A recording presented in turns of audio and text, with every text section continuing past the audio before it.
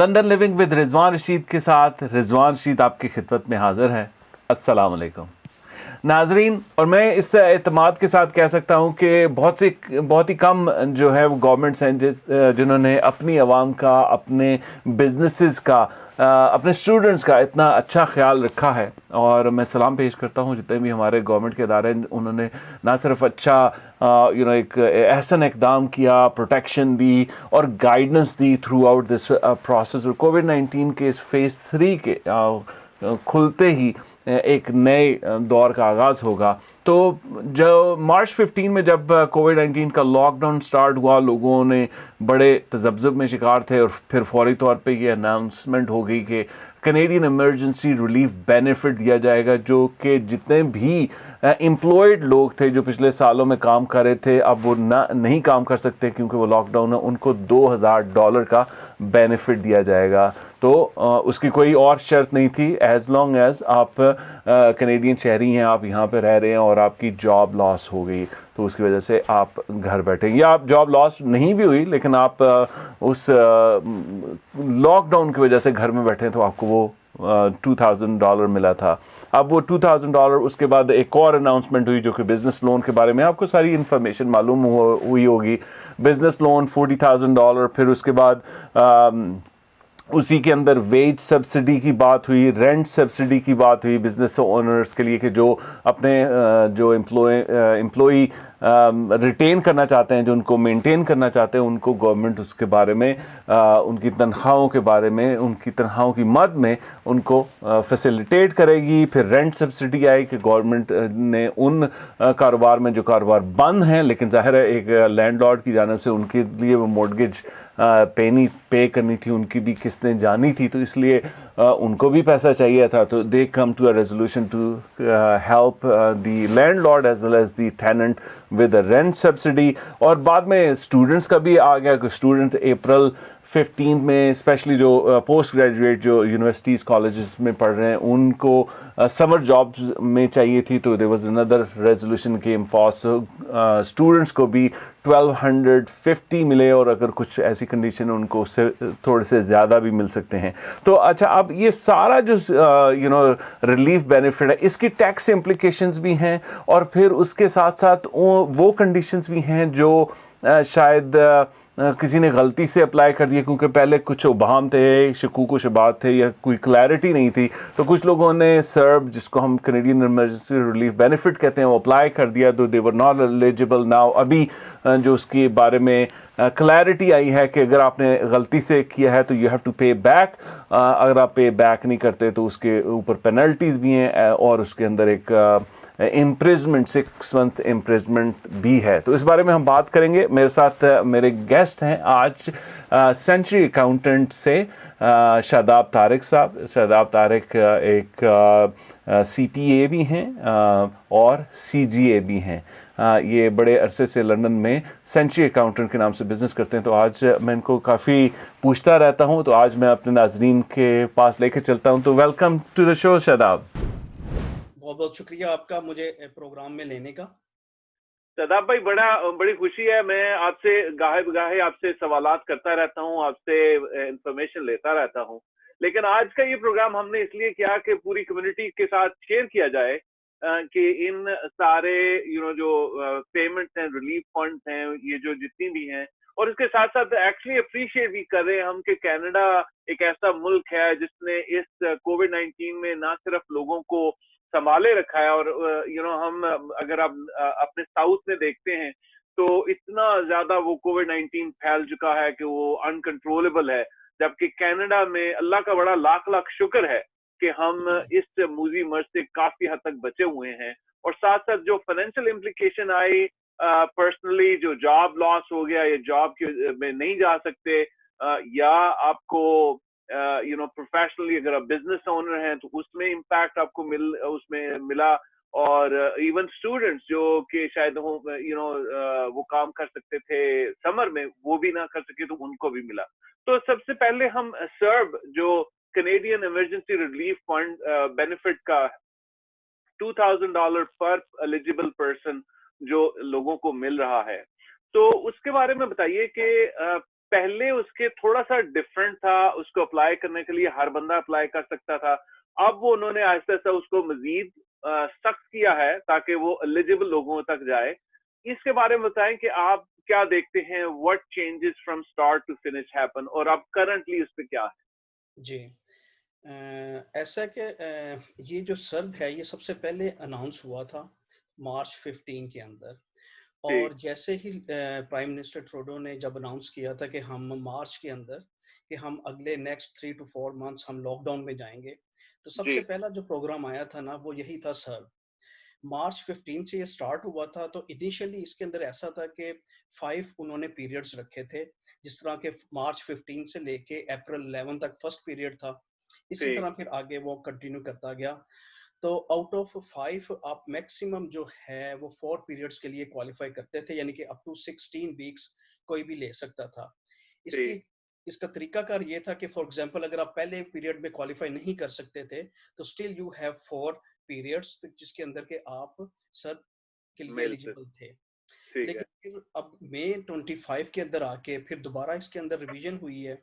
Revision ये हुई है कि इन्होंने गवर्नमेंट ने with the help of provincial governments और टेरिटोरियल गवर्नमेंट्स के साथ मिलके उन्होंने 2 इसके अंदर पीरियड्स एक्सटेंड कर दिए हैं। ठीक अब है। ये जो है इसका जो लास्ट पीरियड है वो है अगस्त 30 से लेके सितंबर 26 तक का।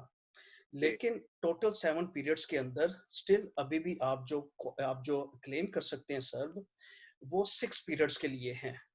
ठीक है। ठीक है। मींस के 24 वीक्स के लिए आप एलिजिबल हैं। ठीक है। अच्छा, क्राइटेरिया इसके अंदर चेंज नहीं हुआ।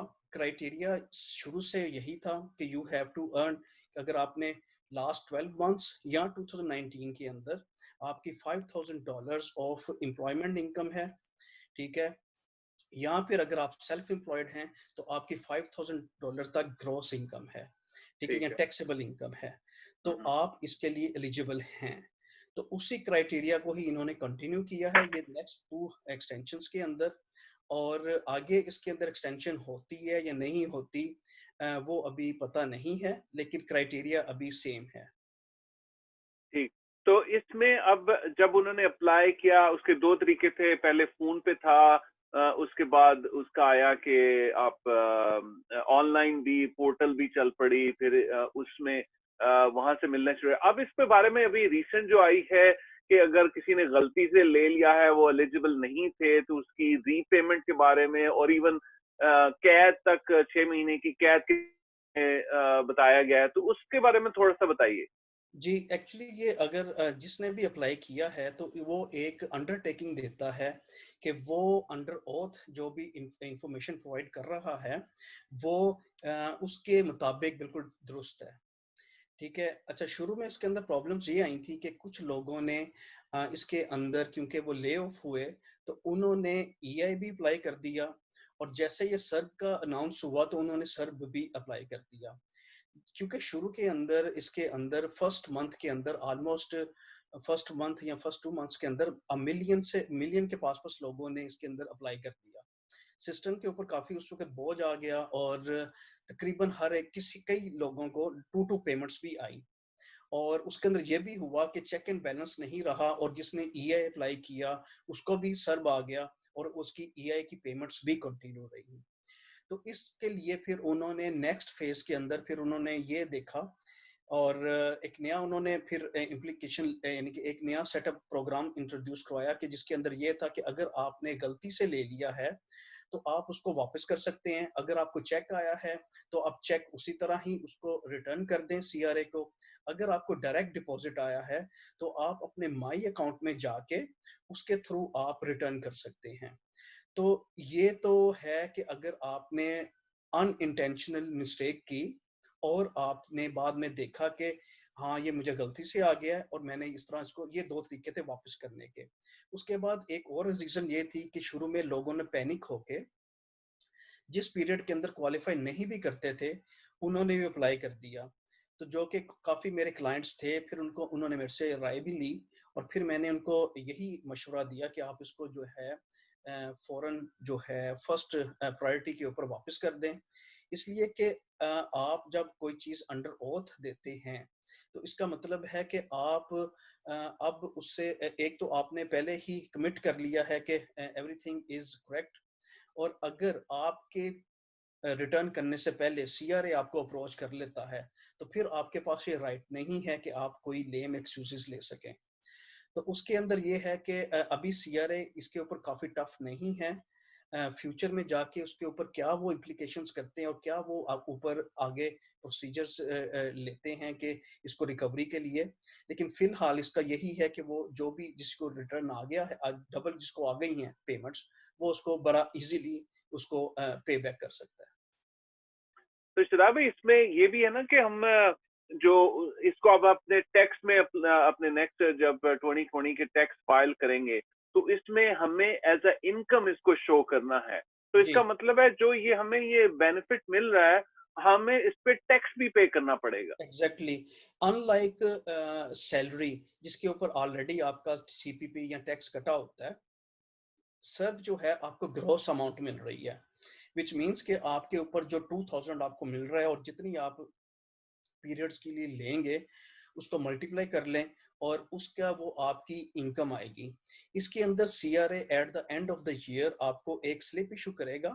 अभी तक पता नहीं है कि वो क्या होगा या किस तरह वो होगा, लेकिन वो T4 नहीं होगी और हो सकता है कि T5 भी नहीं होगा, लेकिन वो कुछ स्लिप इशू करेंगे जिसके अंदर वो अमेंडमेंट करेंगे शायद कि T1 के अंदर उसको कैसे डिस्क्लोज किया जा सके। तो ये टोटल टैक्सेबल इनकम है और इसकी इम्प्लीकेशन आगे ये होगी कि आपका चाइल्ड बेनिफिट्स, आपके एचएसटी ट्रिलियम बेनिफिट्स, वो नेक्स्ट ईयर के अंदर उसके ऊपर डायरेक्ट इम्पैक्ट होगा और वो आगे जाके उसको रिडक्शन आएगी उसके अंदर, और वाज़ेह रिडक्शन आप देखेंगे इसके अंदर।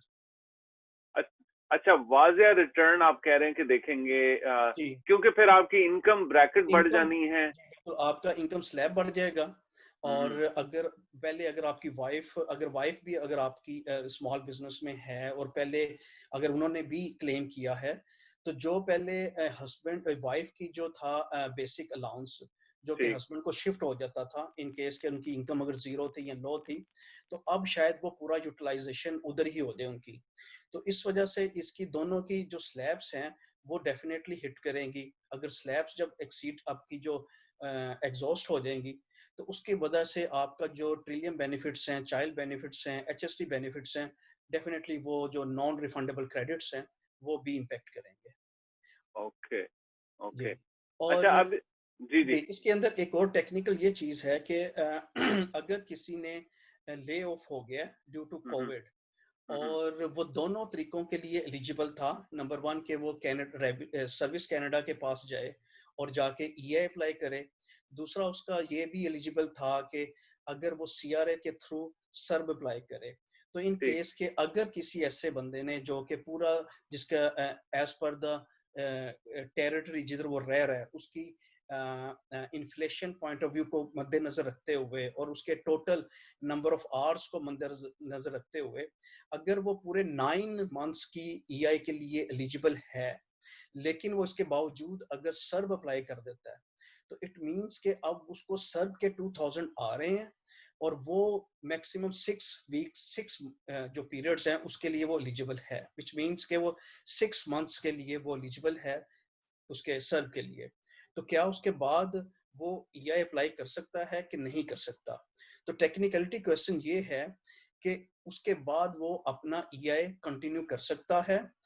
उसके बाद अगर उसका 9 मंथ की एलिजिबिलिटी थी, तो पूरा 9 मंथ ही उसको आगे उसी तरह ही जैसे ही पीरियड उसका खत्म होगा, वो दोबारा ईआई के लिए अप्लाई करेगा और वो 9 मंथ के लिए दोबारा क्वालिफाई कर लेगा अपने ईआई के लिए। और फिर उसके बाद उस वक्त जो है service Canada case to case basis भी देखेंगे, लेकिन एलिजिबिलिटी उसकी स्टिल एग्जिस्ट करेगी। अच्छा, अब मैं अगर सही समझाऊँ तो ये कि न 6 मंथ के सर्व लेने के बाद वो 9 मंथ मज़ीद ईआई भी ले सकता है, अनलेस वो वापस जॉब पे चले जाते हैं या नहीं जाते, एग्जैक्टली, तो अगर अगर सर्कमस्टांसिस चेंज नहीं होते और अगर वो 9 मंथ्स के लिए डे वन से एलिजिबल था, तो फिर वो डेफिनेटली वो दोबारा क्लेम कर सकता है ये। Okay, okay. तो नाज़रीन, आपने ये देखा इसकी सर्व की काफी सारी इम्प्लीकेशंस हैं, काफी सारी एडवांटेजेस हैं, और उसकी टैक्स फाइलिंग है। अब ये टैक्स फाइलिंग की वजह से, जैसे शादाब भाई ने बताया है कि जो आपकी इंक्रीज इनकम हो सकती है, स्लैब इंक्रीज हो सकता है, इसकी वजह से आपका टैक्स ब्रैकेट भी बढ़ सकती है, और साथ साथ जो किड्स, जो चाइल्ड टैक्स बेनिफिट हैं, उनमें भी फर्क आ सकता है। ये अब सीआरवे जो है वो आपको जो टैक्स स्लिप देगी इंसर्ट पेमेंट के हवाले से, उस पर डिपेंड करता है वो कैसे उस पे इम्प्लीकेशंस आई। तो अभी हमें तक ये नहीं पता। अच्छा, अब इसमें शदाब आप क्या समझते हैं, जो बड़ा एक सख्त सा रवैया भी आ रहा है कि उस पे इम्प्रेजमेंट, 6 मंथ की इम्प्रेजमेंट भी होगी, वापस भी पैसे लिए जाएंगे, और उसके साथ उस पे पेनल्टी भी डालेंगे। क्या आप समझते हैं कि ऐसा होगा, प्रोवाइडेड कि जितना वो फराग दिल गवर्नमेंट रही है और उन्होंने पे किया है, क्या सीआरए रियली इस पे invest time, effort, energy invest करेगी कि इतनी छोटी छोटी पेमेंट्स को कलेक्ट करने के बारे में? आप क्या समझते हैं? जी रिजवान भाई, इसमें इस तरह है कि ये थोड़ा सा एक सब्जेक्टिव सा अब क्वेश्चन है कि, और इसके ऊपर अभी पता नहीं है कि क्या होगा। लेकिन मुझे पर्सनली ये लगता है कि प्राइम मिनिस्टर ट्रूडो ने जब ये अनाउंस किया था, तो उसके जो अपोजिशन पार्टीज हैं या जो कोलिशन पार्टीज हैं, उन्होंने भी इसके ऊपर काफी प्रोटेस्ट किया था। तो अब आगे जाके ये विल ऑफ द गवर्नमेंट है, और दूसरी जो कोलिशन पार्टीज जो होंगी, तो वो जब अभी, क्योंकि लॉ इसके अंदर पूरी तरह इम्प्लीमेंट नहीं हुआ, या अभी मेरे ख्याल में, मुझे जहां तक इन्फॉर्मेशन है, अभी पूरी तरह इसको पास नहीं किया गया पार्लियामेंट से। तो जब तक ये नहीं होता, जब तक उस वक्त तक कोई क्लियर हम कुछ कह नहीं सकते इसके ऊपर कि किस तरह होगा। लेकिन मेरे ख्याल में शायद बहुत ज्यादा हार्ड ना आए सीआरए। वो सिर्फ यही आपको eight the end of the year, वो आपको हो सकता है कि वो जब उनको पता चले कि डबल पेमेंट्स चली गई हैं, तो वो खुद ही रिक्वेस्ट करें कि ये आपके पास डबल पेमेंट्स हैं, आप ये वापस कर दें। हाँ, ये जी मैं भी, मेरा भी यही ख्याल है कि इतना सख्त रवैया तो नहीं हो सकता, लेकिन जाहिर है मैं पर्सनली जानता हूँ कि कुछ लोगों ने गलती से, कुछ दानिस्ता वो अप्लाई कर दी हैं। अब इसी बारे में हम नेक्स्ट पे आते हैं। तो नेक्स्ट जो रिलीफ था, वो रिलीफ और साथ एक क्या बोलते हैं कि एक अपॉर्चुनिटी थी कि बिजनेस लोन का, जो जी $40,000 बिजनेस लोन की अगर आपका इम्पैक्ट हुआ है तो आप कैसे उस पे शुरू कर सकते हैं। उसमें से 10,000 शायद था कि वो आप को नहीं पे करना पड़ेगा इफ यू पे बैक इन सर्टेन टाइम। अच्छा, तो इससे उसके पहले मैं बारे में थोड़ा बताइए। सा जी मैं जी। बताता हूँ कि एक और काफी क्वेश्चंस ना क्लाइंट्स की तरफ से आता है कि अगर उनके पास कैश, सेल्फ एम्प्लॉयड थे और कैश सारी उनकी सेल थी, तो क्या वो एलिजिबल थे अप्लाई करने के लिए? और अगर अब उन्होंने एलिजिबिलिटी क्राइटेरिया को देखते हुए अगर अप्लाई कर दिया, तो अब क्या होगा? तो इसके ऊपर ये है कि इसके ऊपर जब स्टार्टिंग में ये आया था रूल, तो उसके अंदर कोई डिस्टिंक्शन नहीं की गई थी कि आपके पास अगर आप सेल्फ एम्प्लॉयड बिजनेस में हैं, तो आपके पास बिजनेस नंबर भी होना चाहिए, नंबर वन, ये कोई डिस्टिंक्शन नहीं थी। नंबर टू, उन्होंने ये भी नहीं था यानी कि बताया कि इसके अंदर कोई रूल ऐसे डिफाइन नहीं था किया सीआरए ने कि आपकी सारी बैंक ट्रांजैक्शंस होनी चाहिए। तो इसके ऊपर अभी खामोश है सीआरए। तो मेरे ख्याल में इसके अंदर आपके यानी कि इसके अंदर कोई ऐसी बात यानी कि मुझे नहीं नजर आती, और ना ही इसके अंदर कोई प्रॉब्लम वाली बात है कि अगर आपके पास कैश में ट्रांजैक्शंस हैं, तो अगर आपने उसकी बेस के ऊपर अपना सेल्फ एम्प्लॉयड का T1 के बेस के ऊपर सर्व अप्लाई कर दिया है, तो उसके अंदर किसी किस्म की प्रॉब्लम नहीं है।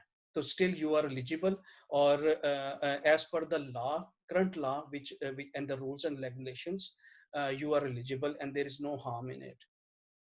ठीक ठीक ठीक। जी तो ये आपने अच्छा किया, क्योंकि मेरा ख्याल है इवन अगर वो कैश पेमेंट लेंगे तो वो कहीं ना कहीं अपने टैक्स में शो तो करेंगे ना कि मेरी इनकम थी। जी नहीं, डेफिनेटली वो इस तरह है ना, लेकिन इसके ऊपर कईयों का रिजर्वेशंस थी और क्वेश्चंस थे कि जी बैंक में नहीं आ रही, तो कैश है तो किस तरह इसको फिर बाद में सीआरए किस तरह चेक करेगा?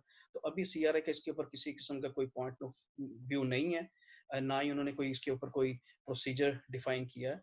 तो जब तक नहीं आता तब तक वी आर गुड। अच्छा, इस बिजनेस लोन के हवाले से बहुत सारे ये इसमें थोड़ी सी क्या समझे नासमझी है मेरी, कि मुझे समझ नहीं आ रहा, क्योंकि हम मुझसे काफी ये सवाल आए कि ये $40,000 फिर सीआरए कैसे मॉनिटर करेगी, या गवर्नमेंट ऑफ कनाडा कैसे मॉनिटर करेगी कि ये बिजनेस के लिए यूज हुए हैं, ना सिर्फ कि ये मेरे जाती खर्चे में मैंने गाड़ी ले लिया, मैंने मॉर्गेज की पेमेंट कर दी, या मैंने नया घर ले लिया, उसके बारे में वो कैसे मॉनिटर करेंगे? अगर आप काइंडली इस पे थोड़ी सी बात बता दें। इसको मॉनिटर करना तो बहुत ही आसान है, क्योंकि जब ये आपको अलाउड होता है, जब आपको एलोकेट किया जाता है, सबसे पहले तो इसका ये है कि जब ये स्टार्टिंग में आया था मेरे ख्याल में ये स्टार्ट हुआ था पीरियड इसका, शायद ये भी अप्रैल के अंदर आया मई, था शायद ये। एंड ऑफ अप्रैल या मई के हाँ, स्टार्ट में हाँ, स्टार्ट हुआ था अप्रैल की जी। लास्ट वीक में इसके अंदर आया था। और अप्रैल, हाँ। और अच्छा, और उसके अंदर ये था कि स्टार्टिंग में इसकी जो एलिजिबिलिटी क्राइटेरिया था, वो ये था कि चाहे आप स्मॉल बिजनेसेस हैं या आप कॉरपोरेट हैं, अ, आप कॉरपोरेट ओनर हैं, तो उसके अंदर ये था कि $20,000 आपने सैलरीज पे की हो, तो then you are eligible for the $40,000 of loan. उसके बाद फिर इस क्राइटेरिया को नरम कर दिया गया। उसके अंदर ये था कि अगर आपकी $20,000 तक सैलरीज नहीं आपने पे की हुई, लेकिन अगर आपका जो ऑपरेटिंग एक्सपेंसेस हैं, ठीक है, फॉर द ईयर 2020, अगर वो आप के आप एक्सपेक्ट कर रहे हैं कि वो $40,000 तक होंगे, तो still you then you can claim it. लेकिन उसके अंदर मजीद कंडीशंस हैं। कंडीशंस ये हैं कि you must have a business account with CRA before March 1st. Secondly, you must have a checking account in the name of business with any of the financial institutions. और ये दो conditions meet होंगी, तो then you can apply for the 40,000 loan. अच्छा, जब ये 40,000 loan apply कर देते हैं, तो इसके ऊपर फिर रिस्ट्रिक्शंस हैं। जिस तरह आपने बताया, रिस्ट्रिक्शंस ये हैं कि आप कोई प्री पेमेंट्स नहीं कर सकते लोन की, आप कोई ऑलरेडी इंडेटनेस हैं तो उसकी आप उस डेट को आप राइट ऑफ नहीं कर, यानी कि उसको पे नहीं कर सकते। आप being a corporate owner, corporate director, आप डिविडेंड्स नहीं ले सकते इसमें से।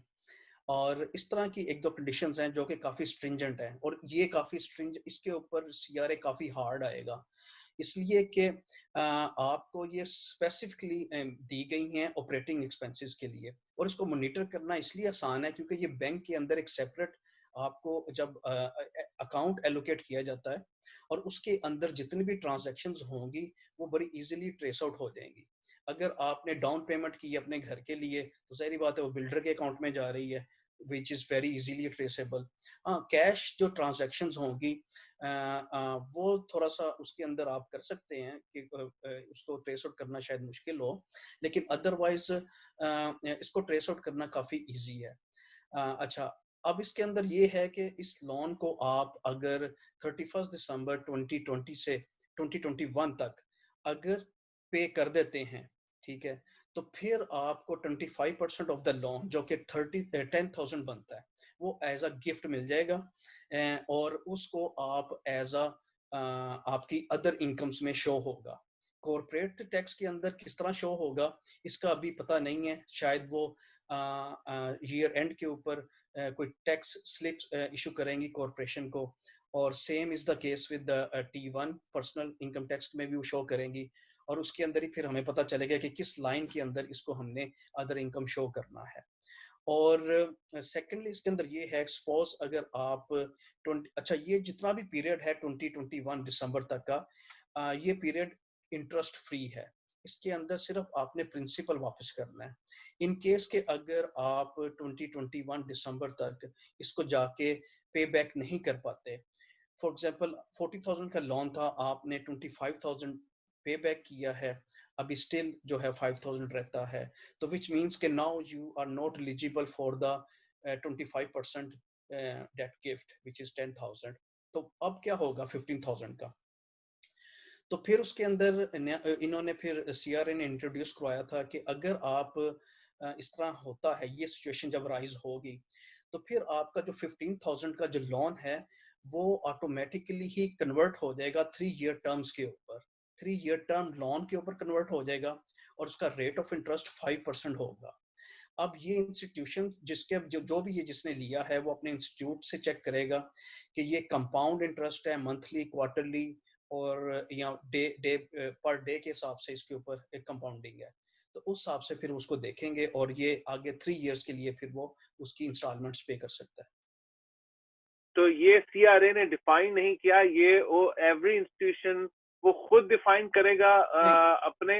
अक्रॉस द बोर्ड रूल तो एक ही होगा, लेकिन वो फिर आप जिसने लिया होगा वो इंस्टीट्यूशन उसको ज्यादा बेहतर गाइड कर सकेगा। ठीक ठीक ठीक। तो ये आपने बड़ा जबरदस्त कहा कि उसको ट्रेसेबिलिटी है, और स्पेशली अगर आपका चेकिंग अकाउंट है तो उसमें ट्रेसेबिलिटी होगी, आपको उसके बारे में बताना भी पड़ेगा। अच्छा, इसके और वेज सब्सिडी के बारे में क्या डिफरेंस होगा, क्योंकि ये भी तो एक बिजनेस लोन था जो कि ऑपरेटिंग एक्सपेंसेस के लिए दिया गया, और वेजेस या एम्प्लॉइज की जो तनख्वाहें हैं वो भी तो एक ऑपरेटिंग एक्सपेंस हो सकती हैं। तो उसमें कितना और उसकी लिमिट क्या है? आई नो 75% और 50% कुछ ऐसा सिलसिला था। थोड़ा इसमें बताएं कि वेज सब्सिडी में वो कैसे करते हैं। बल्कि मुझे याद है अभी तक से कि जो कंपनीज स्टूडेंट को हायर करेंगी उनके लिए 100% वेज सब्सिडी भी का भी अनाउंस हुआ था। अच्छा, इसके अंदर ये है कि ये दोनों डिफरेंट चीजें हैं। वेज सब्सिडी बेसिकली इसलिए इंट्रोड्यूस करवाई गई थी कि आप अपने जो एम्प्लॉयज हैं उनको रिटेन कर सकें, बजाय इसके कि उसको आप ले ऑफ दें और वो सर्व के ऊपर आए और बर्डन बने इन केस के फेडरल गवर्नमेंट के ऊपर। तो और दूसरा ये है कि आपका अपना जो बिजनेस है वो इम्पेक्ट करे, और एज एन एम्प्लॉयर आपको सपोर्ट करने के लिए, एज एन एम्प्लॉय को उसको सपोर्ट करने के लिए ये वेज सब्सिडी इंट्रोड्यूस करवाई गई थी। अच्छा, वेज सब्सिडी जो है उसका ये जो पीरियड है वो स्टार्ट हुआ था March 15, यानी कि फर्स्ट पीरियड तो था इसका March 15 टू April 11 था। ठीक है, इसके अंदर फिर इनका फिर बेस लाइन पीरियड था जिसके अंदर के आपने रेवेन्यूज अपने देखने थे कि रेवेन्यू आपका सबसे पहले तो ये है कि इसको क्वालिफाई करने के लिए पहला क्राइटेरिया फर्स्ट पीरियड का ये था कि आपका जो रेवेन्यू है वो एटलीस्ट 15% डिक्रीज हुआ हो। सेकंड पीरियड के लिए जो कि स्टार्ट हुआ था April 12 टू May 9, उसके लिए एंड ऑनवर्ड क्राइटेरिया ये है कि आपका जो कंपैरिजन जो है पिछले साल से अप्रैल का, फॉर एग्जांपल अप्रैल 2019 और अप्रैल 2020, इन दोनों का जो कंपैरिजन जब आप करें तो आपका रेवेन्यू एटलीस्ट 30% डिक्रीज हो, और इसी तरह फिर इनको आपको आगे जाए। तो अगर तो आपका पहला क्राइटेरिया ये था कि अगर आपका रेवेन्यू 30% डिक्रीज होता है तो then you will go ahead for the 75% wage subsidy. अच्छा, इसके अंदर बेस लाइन के भी दो क्राइटेरियाज थे। एक ये था कि आप एप्पल विद एप्पल लाइक 2019 का रेवेन्यू 2020 के सेम पीरियड का अगर मंथ बाय मंथ उसको कंपैरिजन करें, और उसके बाद जो एक और जो इन्होंने क्राइटेरिया दिया था वो ये था कि जनवरी एंड फरवरी ये 2 मंथ का आप एवरेज ले लें और उस एवरेज को आप फिर अप्रैल, मई और जून के साथ आप कंपैरिजन करते जाएं, यानी कि वो बेस पीरियड फिर वही रहेगा और उसके साथ आप कंपैरिजन करके अपना रेवेन्यू आप फिर चेक करेंगे कि 30% डिक्रीज है या 15% डिक्रीज है कि नहीं है। तो ये सारा इसका क्राइटेरिया था यानी कि आपको एलिजिबिलिटी का। अच्छा, उसके बाद अब जो वेज सब्सिडी है वो बेसिकली आपकी जो ग्रॉस सैलरी है उसके ऊपर आपको दी गई है। इसका अंदर फिर एक टेम्पररी वेज सब्सिडी भी है जो कि 10% है। ठीक है, वो अब ये 75% प्लस 10% नहीं है, यानी कि टोटल 85% वेज सब्सिडी नहीं है। यानी कि ये थोड़ा सा एक कंसेप्ट डिफरेंट है कि आप 75% टोटल आपको 75% ही मिलती है, लेकिन जो 10% वेज सब्सिडी है वो बेसिकली जब आप सीआरए को सोर्स डिडक्शन जब पे करते हैं तो आप उसमें से जो आपकी ग्रॉस सैलरी का जो 10% है उस पीरियड का, वो उसमें से टैक्स जो आपने पे करना था, रेमिट करना था, वो आप नहीं पे करते। तो इन जो इफेक्टिवली क्या हुआ कि जो आपने सीआरए को पेमेंट करनी थी उसमें से आपने 10% बचा लिया, उसके अलावा जो 65% आपकी जो ग्रॉस इनकम है उसके ऊपर आपको मिल गई रिटर्न, तो इफेक्टिवली आपको 75% ओवरऑल मिला है। ठीक है। अब सेकंड उसके ऊपर हम आते हैं कि अब ये जो 75% आपको वेज सब्सिडी मिल रही है, तो इसको फिर किस तरह ट्रीटमेंट होगी इसकी अब। तो इसकी ट्रीटमेंट भी एट द ईयर एंड हो सकता है कि एक स्टेटमेंट आए सीआरए की तरफ से, या हो सकता है कि एक स्लिप इशू हो कि इतनी वेज सब्सिडी आपके इस बिजनेस अकाउंट के ऊपर दी गई है। तो मोस्ट प्रोबेबली इसको as an other income declare किया जाएगा। अब लाइन कौन सी होगी ये देखना पड़ेगा बाद में। जबरदस्त जबरदस्त, आपने बड़ी जबरदस्त इन डेप्थ बातें बताई शादाब, स्पेशली ये वेज सब्सिडी के हवाले से, क्यों कैसे, क्योंकि मैं खुद ये समझ रहा था कि 75% और 10% इज काइंड ऑफ वो बोथ स्टैकेबल बेनिफिट्स हैं, लेकिन आपने इसको क्लैरिटी से बताया। आप देख रहे हैं London living with Rizwan Rashid और मेरे साथ शादाब तारिक हैं सेंचुरी अकाउंटेंट से। हम बात कर रहे हैं कैनेडियन इमरजेंसी रिलीफ फंड के हवाले से जो भी चीजें अभी तक आई हैं उसको हम बारीकी से उसका अंदाजा लगा रहे हैं, उसकी टैक्स इम्प्लीकेशन, उसके रिटर्न का, पर्सनली, प्रोफेशनली और बिजनेस के हवाले से। हम अभी शॉर्ट ब्रेक लेते हैं, commercial break, and will come back and continue our talk. और हम बाद में बात करेंगे मॉर्गेज डिफरल की, स्टूडेंट लोन्स की और रेंट सब्सिडी की हवाले से कि कैसे उसकी इम्प्लीकेशन है। So don't go anywhere, will be right back and London living with Rizwan. और नाज़रीन, आप देख रहे हैं London living with Rizwan Rashid के साथ। आपकी राय का बहुत इंतज़ार रहेगा और मैं जितने भी बिज़नेस ओनर्स हैं, जितने भी पाकिस्तानी बिज़नेस ओनर्स हैं लंदन और सराउंडिंग एरिया में, उनके साथ चाहता हूं कि उनको जिस तरह भी मैं सपोर्ट कर सकूं ज़रूर करूं, क्योंकि कोविड-19 के बाद हमें अपने लोकल बिजनेसेस को सपोर्ट करना है, अपने लोकल कम्युनिटी के लोगों को सपोर्ट करना है, इवन लंदन इन जनरल। सो कुछ भी मेरी मदद हो, आपको दरकार हो हमारे मीडिया की, हमारे प्रोग्राम की, please reach out to me and I love to help and support you because we are all in this together. और इंशाल्लाह जो भी मुझसे बन पड़ा मैं अपनी कम्युनिटी के लिए करने के लिए तैयार हूँ। Welcome back, London living with Rizwan Rashid आपकी खिदमत में हाजिर है और मेरे साथ इस वक्त सेंचुरी अकाउंटेंट से शादाब तारिक हैं और हम कैनेडियन इमरजेंसी रिलीफ फंड के बारे में बात कर रहे हैं, कैनेडियन इमरजेंसी रिलीफ बेनिफिट के बारे में बात कर रहे हैं। और इस बारे में हमने सर्व के बारे में बड़ा डिटेल बताया, बिजनेस लोन के बारे में बताया। हम at the end wage subsidy के बारे में बता रहे थे। शादाब, आप कुछ उसमें ऐड करना चाहेंगे? जी, इसके अंदर एक और टेक्निकल चीज ये है कि आप जब 10% वेज सब्सिडी डिडक्ट करते हैं सीआरए रेमिटेंसेस में से, तो उसके अंदर एक लिमिटेशन है। उसके अंदर लिमिटेशन ये है कि आप मैक्सिमम जो डिडक्ट कर सकते हैं वो अमाउंट है जो कि आपने एम्प्लॉय से टैक्स डिडक्ट किया हुआ है। अब मैं एग्जांपल ये देता हूं कि अगर आपकी वेज सब्सिडी जो कि 10% of the gross salary for that period है, वो अगर 1500 बनती है, तो आपका जो टैक्स डिडक्टेड है फॉर द एम्प्लॉइज वो है 1000। तो अब क्या होगा कि जो मैक्सिमम आप डिडक्ट कर सकते हैं वो 1000 है। यानी कि इसके अंदर क्राइटेरिया ये है कि आप सीपीपी और ईआई की अमाउंट डिडक्ट नहीं कर सकते। अब जो रिमेनिंग 500 होगा वो नेक्स्ट पीरियड के लिए चला जाएगा, और नेक्स्ट पीरियड में अगर आपकी शॉर्टफॉल होती है तो आप उस वक्त ये 500 plus 10% wage subsidy of that period, provided if you are eligible for the claim for 75%, तो फिर आप उस वक्त इसको क्लेम कर लेंगे। बिल्कुल सही।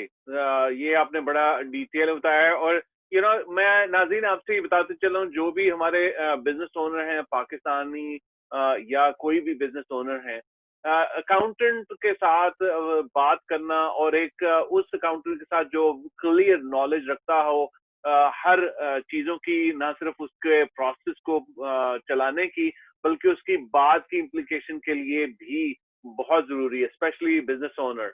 एज अ प्रोफेशनल अगर आप जॉब कर रहे हैं या जॉब के लिहाज से चीजें हैं, फिर भी बहुत सारी ऐसी चीजें आती हैं क्योंकि हमें टैक्स सीजन में शायद हमें मुश्किल पड़ती होगी कि किसी अकाउंटेंट के साथ डील करना, क्योंकि it's a one time thing. लेकिन मैं आज सबको ये मशवरा देता हूँ, स्पेशली ऑल पाकिस्तानीज को, कि आप अकाउंटेंट के साथ अपने अपने करीब अपने जितने भी अकाउंटेंट हैं उनसे लाजमी मशवरा करके टैक्सेशन को फाइल किया करें, क्योंकि बहुत सारी इतनी वो चीजें हो सकती हैं जो हमारी नजर से गुजरे ना। अगर अभी आपने देखा कि हमने चंद चीजें जो हम गूगल पे भी पढ़ सकते हैं, गवर्नमेंट ऑफ कनाडा की वेबसाइट पे भी पढ़ सकते हैं, लेकिन उसकी बारीकियों का जो तासुर या जो हमें आगाही दी है वो शादाब ने, तो वो एक अकाउंटेंट, एक नॉलेजेबल अकाउंटेंट के हवाले से ही है।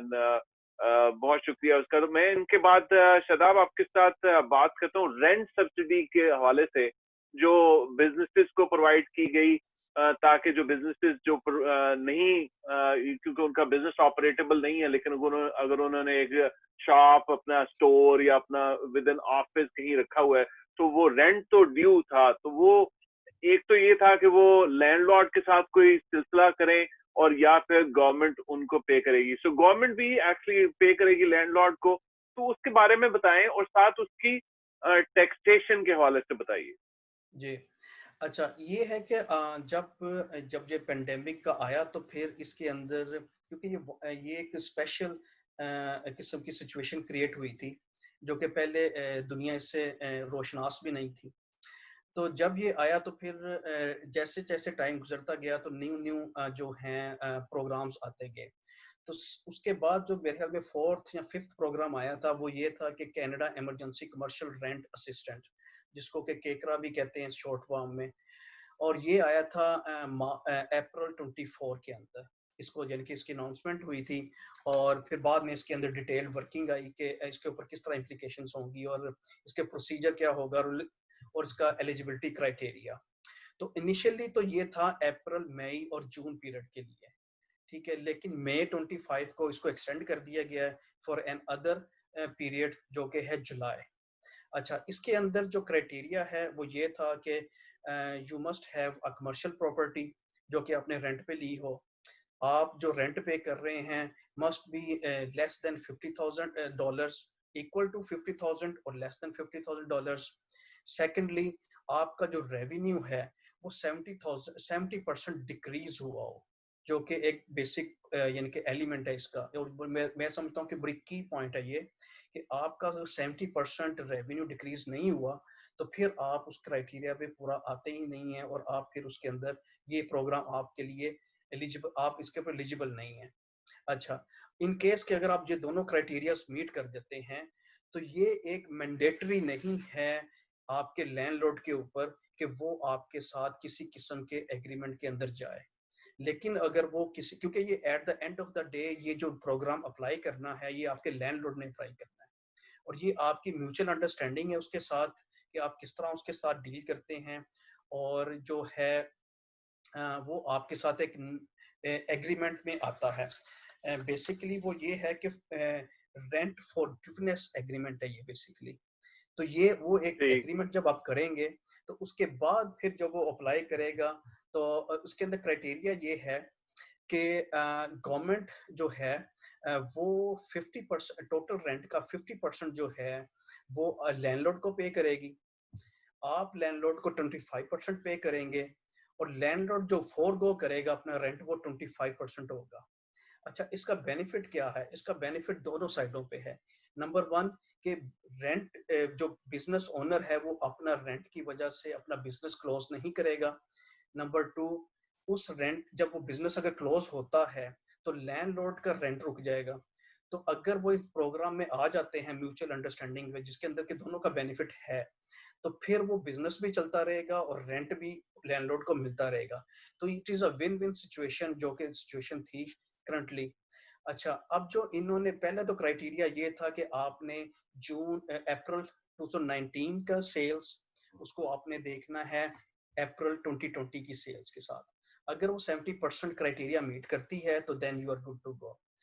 अब क्योंकि ये जुलाई का जो एक्सटेंशन हुई है तो इसका क्राइटेरिया ये है कि अगर आपका एवरेज जो है रेंट जो कि अप्रैल, मई और जून का उसको मिला के अगर वो क्राइटेरिया के ऊपर मीट करता है 70% स्टिल, तो स्टिल फिर आप जो है इसके अंदर एलिजिबल हैं और वो सेम प्रोसेस फिर उसी तरह यानी कि दोबारा आपको रीअप्लाई करने की जरूरत नहीं है। जिस तरह की अगर पीरियड खत्म हो गया है तो दोबारा आप एक एग्रीमेंट में जाएं तो वो एग्रीमेंट दोबारा करने की जरूरत नहीं है। ये ऑटो जो है ना वो हो जाएगा स्टार्ट। सही सही। तो ये बड़ा जबरदस्त प्रोग्राम है दोनों हजरात के लिए, और हमारे बहुत सारे पाकिस्तानी बिजनेस ओनर जो कि प्रॉपर्टी ओन भी करते हैं और रेंट भी करते हैं ऑफिस में, तो दोनों को ये इसमें काफी गुंजाइश होगी। और at the end of the day the whole purpose behind it के बिजनेस कंटिन्यू ऑन, कि ये ना हो कि वो एक दूसरे को एविक्शन हो जाए, तो एविक्शन के बाद वो कारोबार भी ठप हो सकता है, और जो लैंडलॉर्ड है उनका जो वो खाली रहेगी, उनको भी बाद में लेटर नुकसान है। तो इट इज कंटिन्यू, क्योंकि ये एक ऐसा पेंडेमिक आया जो जिसका किसी को मालूम नहीं था, और एग्जैक्टली। उसको डील करने के लिए गवर्नमेंट आपको रिलीफ बेनिफिट दे तो रही है, लेकिन उसको एम्प्लॉय करने का मकसद ये है ताकि जो भी जिंदगी के कारोबार हैं, लोगों के कारोबार हैं, रहन सहन है, आम लोगों की जिंदगी, उसमें कोई परेशानी ज्यादा ना आए। मैं इस बारे में कनेडियन गवर्नमेंट का बहुत शुक्रगुजार हूँ कि जैसे वो पूरी हर तरह से देख रहे हैं। ऑफ कोर्स इसमें कुछ खामियां हैं, कुछ खम हैं, या कुछ उसमें लूप होल्स हैं, लेकिन वो सारे ऐसे हैं क्योंकि they were very fast in acting in providing the relief what it was needed. मुझे याद है कि वो जब कनेडियन इमरजेंसी रिलीफ बेनिफिट का पहला आया तो वो सिस्टम डाउन हो गया, बहुत सारे लोगों ने अप्लाई कर दिया, उसमें क्लैरिटी नहीं थी, बहुत सारे चीजें आ गई, लेकिन again it was all in a good faith, it was all going toward a good objective। तो इस हवाले से बहुत क्लैरिटी है। अच्छा, अब इसमें शादाब, अब बच्चों को, जो हमारे हाई स्कूल के स्टूडेंट्स हैं, उनको भी बाद में ये एक इमरजेंसी रिलीफ बेनिफिट का एक स्पेशल कैटेगरी आई कि उनको मिल इमरजेंसी गया। स्टूडेंट बेनिफिट था जी, बिल्कुल। जी, स्टूडेंट बेनिफिट आ गया। अच्छा, इसमें उनको एक मखसूस रकम मिली कि अगर वो समर जॉब नहीं कर सकते, उनके लिए भी एम्प्लॉयर के लिए खास बेनिफिट था कि स्टूडेंट को हायर कर लें, और बल्कि अभी बहुत सारे ऑर्गेनाइजेशन है वो उनको वॉलंटियर वर्क के लिए भी हायर करना चाहती हैं। तो ये जो बच्चों को जो मिला 1250 से लेके मेरा ख्याल 1750 तक, डिपेंडिंग ऑन कुछ और उसकी कंडीशंस हैं, तो उसकी टैक्स इम्प्लीकेशन भी होगी स्टूडेंट के टैक्सेशन में? जी डेफिनेटली। अच्छा, ये जो प्रोग्राम है इसका पीरियड जो था ना वो स्टार्ट हुआ था मई से। तो मई, जून, जुलाई एंड अगस्त, तो ये 4 मंथ्स का पीरियड था। इसके अंदर मैंने नहीं अभी देखा कि एक्सटेंशन हुई है, यानी कि अगस्त तक का है। अगस्त के बाद अगर एक्सटेंशन होगी तो पता नहीं है, लेकिन फिलहाल ये अगस्त तक का पीरियड था। इसके अंदर जो है, जो एलिजिबिलिटी थी वो स्टूडेंट्स की, वो थे जो कि पोस्ट सेकेंडरी स्टूडेंट्स थे, या फिर जिन्होंने रिसेंटली जो है हाई स्कूल से ग्रेजुएट्स हुए हैं। अच्छा, अच्छा, वो इसके लिए एलिजिबल थे। और उसके लिए दूसरा क्राइटेरिया ये था कि वो जॉब सर्च कर रहे हैं ना। उसके बाद ये है कि अगर वो जॉब कर भी रहे हैं तो वो लेस देन 1000 है डॉलर्स अर्न कर रहे हैं ग्रोस। तो वो सारा क्राइटेरिया सेम था जो कि आप सर्ब के लिए अप्लाई करते थे। अच्छा, ले वो सकते थे कि जिन्होंने सर्ब अप्लाई नहीं किया था। ठीक है, ये भी कॉन्ट्राडिक्शन आ जाएगी। जिस तरह ई है, जिसने लिया है वो सर्ब अप्लाई नहीं कर सकता। इसी तरह ये जो है कनाडा इमरजेंसी स्टूडेंट बेनिफिट जो एक आपको मिल रहा है, वो वही जिसको सर्ब अगर अप्लाई कर दिया तो then you are not eligible. ठीक है। अच्छा, इसके अंदर ये था कि इसके अंदर जो अमाउंट है वो है $1250, जो कि आपको 4 वीक्स पीरियड के लिए मिलती है, और ये मई, जून, जुलाई और अगस्त तक आपको मिलती रहेगी। अच्छा, जो दूसरा है वो उसके अंदर है $2000, जो है $2000 उनको मिलेगी जो कि डिपेंडेंट हैं, नंबर 1, या फिर वो डिसेबल हैं। ठीक है, तो उनके लिए फिर क्राइटेरिया, यानी कि उस क्राइटेरिया को जो मीट करते हैं, उनका ये $2000 जो है वो उनके लिए है। इसके अंदर ये था कि स्टार्टिंग में ही जब आप अप्लाई करते हैं तो इसका उसी वक्त जो है शायद इनके, मैंने मेरे ख्याल में नोट, मेरे अब टॉप ऑफ द हेड नहीं है ये चीज, लेकिन मेरे ख्याल में उस वक्त सीआरए उसी वक्त इस चीज को असेस करता था कि यू आर एलिजिबल और नॉट। और दूसरा, क्योंकि वो आपका सारा T2202 वगैरह जो है, या फिर वो सारा आपको सबमिट शायद करना पड़ता था इसके साथ। उसके बाद ये है कि जब आप क्योंकि ये टैक्सेबल बेनिफिट है तो इसके अगेंस्ट भी कोई ना कोई स्लिप इशू होगी। अगर स्लिप इशू होगी तो डेफिनेटली फिर उसका टैक्स इम्प्लीकेशंस उस तरह ही होंगे जिस तरह के आप एक नॉर्मल इंडिविजुअल्स के हैं। तो it is a taxable benefit. तो इसका अभी क्या स्लिप इशू होती है ये अभी कोई कंफर्म नहीं है। तो इसमें बच्चों का कोई वो तो नहीं था ना कि जो स्टूडेंट का उनका तो नहीं था कि उनकी पिछले साल एक खास इनकम होगी या नहीं होगी, इसमें कोई ऐसी कंडीशन नहीं है। नहीं, इसमें इनकम की कोई कंडीशन नहीं थी। सिर्फ इसके अंदर ये था कि आप सिटीजन हैं, पीआर पे हैं, और उसके बाद आप कनाडा में स्टडी कर रहे हैं या फिर किसी अब्रॉड आप स्टडी कर रहे हैं। तो ये क्राइटेरियाज थे। कुछ और भी क्राइटेरियाज हैं इसके अंदर। तो वो सारे अगर क्राइटेरियाज आप मीट करते हैं तो that is only the thing. आपकी इनकम इसके अंदर नहीं थी। ठीक ठीक। जी तो नाज़रीन, आपने देखा हमने जितने भी रिलीफ बेनिफिट हैं गवर्नमेंट ऑफ कनाडा ने जो अपनी आवाम के लिए दिए, इंडिविजुअली इंफरादी तौर पे या कारोबारी सतह पे, हमने उन सारी सबकी डिस्कशन की। उसके साथ साथ हमने उसके टैक्स बेनिफिट्स के बारे में, टैक्स इम्प्लीकेशन के बारे में और उसके रिटर्न के बारे में जो बातें की हैं। शादाब, आपने हमें बड़ी सेर हासिल गुफ्तगू दी है। और एक और है मॉर्गेज डिफरल, और उसकी क्या इम्प्लीकेशन है उसके लिए हम मॉर्गेज के हमारे एजेंट उनको लेके आएंगे और उनके साथ एक डिटेल गुफ्तगू करेंगे, और जिसमें हम चाहेंगे कि उनसे भी ये राय ली जाए कि मॉर्गेज और मॉर्गेज के हवाले से क्या बातें हैं, वो आइंदा आने वाले प्रोग्राम में उसका जिक्र किया जाएगा। शादाब, जाते जाते मैं आपसे ये पूछना चाहता हूँ कि अभी डग फोर्ड ने फेज 3 का अनाउंस कर दिया है, जिसमें अब 50 इंडोर और 100 लोग आउटडोर मिलेंगे। इससे डेफिनेटली कारोबार में थोड़ी सी तेजी आएगी। मॉल्स खुल चुके हैं, स्टोर्स खुल चुके हैं, तो वी विल सी के एक्टिविटी आएगी। तो इस एक्टिविटी के साथ साथ आप समझते हैं कि ये सर्व, ये स्टूडेंट, ये सारी चीजें, ये रिलीफ बेनिफिट, ये सर्व करते जाएंगे या इनका खात्मा हो जाएगा? क्योंकि पिछले हमने जून में देखा कि अभी क्योंकि वेव चल रही थी तो they have extended July and August. तो आप ये समझते हैं कि now we are at that stage कि ये अब रिलीफ बेनिफिट खत्म हो जाएंगे? इसके अंदर मैं समझता हूँ कि नेक्स्ट 1 मंथ काफी क्रूशियल होगा। इसलिए कि अगर अगर एक लास्ट जो एक पेंडेमिक किस तरह आया था तो उसके अंदर जब पब्लिक गैदरिंग को जब खोल दिया गया था तो उसके बाद एकदम से फिर वो जो है आपका चार्ट या ग्राफ एकदम से बहुत तेजी से स्टीप टर्न उसने ले लिया था अपवर्ड। तो अगर तो ये 1 मंथ नेक्स्ट कोई इस तरह का कोई अनयूजुअल कंडीशंस नहीं क्रिएट होती, आपका हेल्थ सिस्टम के ऊपर बर्डन नहीं पड़ता और आपका जो है जो कर्व है वो फ्लैट की तरफ ही जाता है, तो मैं समझता हूँ कि फिर इवेंचुअली ये जो आपको जो बेनिफिट्स दिए गए हैं ये फिर जाहिर बात है ये फिर डिप्लीट होते जाएंगे। और जिस तरह अभी एक्सटेंशंस दी हैं इन्होंने हर एक के अंदर, जिस तरह सब के अंदर इस तरह वेज सब्सिडी के अंदर, तो नेक्स्ट फिर शायद एक्सटेंशंस नहीं होगी। वो डिपेंड करता है कि आपका कर्व किस तरफ मूव करता है।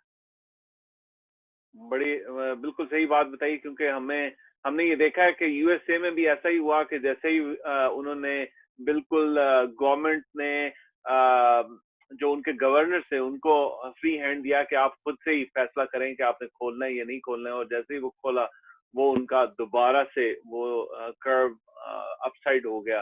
अभी दोबारा हम सुनने में आ रहा है कि बहुत सारे यूएस में जो जितने भी कारोबार ये स्टेट्स हैं उनमें दोबारा से वो लॉकडाउन की सूरत हाल है। कैनेडियन और अमेरिकन जो बॉर्डर है, लैंड बॉर्डर, वो अभी तक बंद है और आगे चल के काफी है। आपने जिक्र जो किया वो सेकंड वेव का, जो सेकंड बात करते हैं सेकंड कर्व का, तो अल्लाह ना करे उसके हवाले से बात है कि शायद फॉल में, जैसे अक्टूबर या नवंबर स्टार्ट होता है तो फॉल में दोबारा आए। अल्लाह ना करे ऐसी बात हो। हम अल्लाह से दुआगो हैं कि अल्लाह बिल्कुल। ताला अपनी हिफ्ज़ व अमान में सबको रखे, और स्पेशली इस पेंडेमिक में जिसने टोटली दुनिया ही बदल दी और जी दुनिया का सोचने का अंदाज, कारोबार करने का अंदाज। कुछ लोगों ने उसका इस कारोबार से, इस अपॉर्चुनिटी से फायदा उठाया और अपने कारोबार को एक नई शक्ल दे दी, और कुछ लोग वो पीछे रह गए हैं। तो अल्लाह करे सबको माली मुश्किलात और पर्सनल परेशानियों से बचाई रखे। आमीन। शादाब, थोड़ा सा आप एंड में आप भी बता दें अपने बारे में नाजरीन को, ताकि नाजरीन अगर आपसे रब्ता करना चाहें। शादाब तारिक साहब सेंचुरी अकाउंटेंट में के साथ हैं और लंदन में हैं। लंदन आप CPA हैं और CGA भी हैं शादाब? जी, मैं एक्चुअली FCCA हूँ यूके से, और साथ में CPA हूँ और CGA हूँ। तो मेरी बेसिकली जो स्टार्टिंग थी वो एज एन एक्सटर्नल ऑडिटर रहा हूँ मैं। और बेसिकली एक्सटर्नल ऑडिट्स हो गए, रिस्क मैनेजमेंट, इंटरनल ऑडिट्स, और हेज फंड्स इंडस्ट्रीज और इंश्योरेंस इंडस्ट्रीज, इनके मैं ऑडिट्स का इंचार्ज वगैरह रहा हूँ। और बेसिकली KPMG, EY, BDO, इसके अंदर मैं मैनेजरियल पोजीशंस पे रह चुका हूँ। और लास्ट मेरी जॉब जो थी वो as a hedge fund administrator थी, सीनियर फाइनेंशियल एनालिस्ट थी विद MUFG। और उसके बाद फिर मेरा तकरीबन 4 इयर्स हो गए अब मैं लंदन में हूँ। और सेंचुरी अकाउंटेंट्स मेरी अपनी जो है, इसके अंदर हम small businesses, personal returns, incorporations, और notice to readers, one to all payroll services, वो सब सर्विसेज प्रोवाइड करते हैं। और ये था नाजरीन London living with Rizwan Rashid. Shadab Tariq ने बड़ी अच्छी तफसील से, बड़े पूरी डिटेल में आपको बताया इन सारी टैक्स इम्प्लिकेशन के बारे में, जितने भी प्रोग्राम हैं कैनेडियन इमरजेंसी रिलीफ बेनिफिट के हवाले से, उनका सारा जिक्र किया आपके साथ। आपको उम्मीद है आपको पसंद आया होगा। और अगर आपके कोई और ज़्यादा सवाल हैं आपके एक पर्टिकुलर सिचुएशन के हवाले से, तो आप बिल्कुल आप हमें रब्ता कर सकते हैं, हमें मैसेज कर सकते हैं। हम आपका ज़रूर जवाब देंगे और आपको एक एक्सपर्ट ओपिनियन लेके देंगे। दियारे गैर में रहते हुए माली मुश्किलात का सामना अल्लाह ना करे किसी को हो, क्योंकि ये बहुत मुश्किल है। और ज़ाहिर है हम स्पेशली इन कनाडा हम इस बारे में कह सकते हैं कि हमें बड़ी खुशी है कि एक ऐसा मुल्क जो अपने मुल्क और अवाम और बिजनेसेस का ख्याल रख रहा है। अल्लाह करे आपको, आपकी फैमिली को, आपके बिज़नेस को कोई भी माली मुश्किलात ना हो। और अल्लाह करे आपकी कम्युनिटी जहाँ भी हैं हंसी खुशी रहें, आपको कोविड-19 या किसी भी बीमारी, किसी भी परेशानी का ना सामना करना पड़े। और इसी दुआ के साथ आप सबसे इजाज़त चाहता हूँ। और देखते रहिए London living with Rizwan Rashid. अल्लाह हाफ़िज़।